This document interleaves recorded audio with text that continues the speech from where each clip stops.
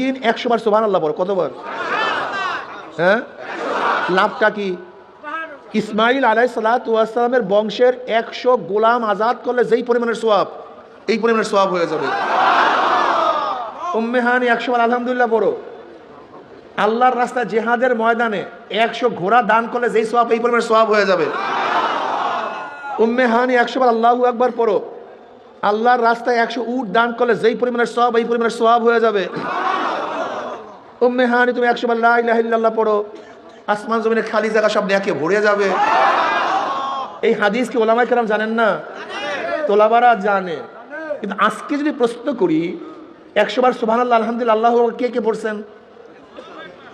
আরে আপনারা হাত তুলিয়ান না, কথা আগে বুঝেন। যদি বলি কে কে পড়ছেন, দেখবেন যারা তরিকার উপরে আছে তারা ঠিকই হাত তুলতে পারবে, কিন্তু যারা তরিকার মধ্যে নাই তারা হাত তুলতে পারবে না।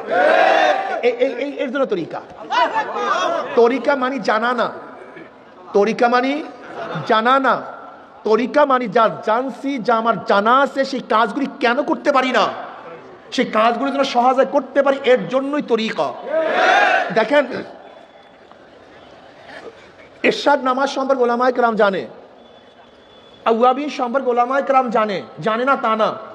কিন্তু আজকে যদি হাত তুলতে বলি যে আওয়াবিন নামাজ কে কে পড়ছে,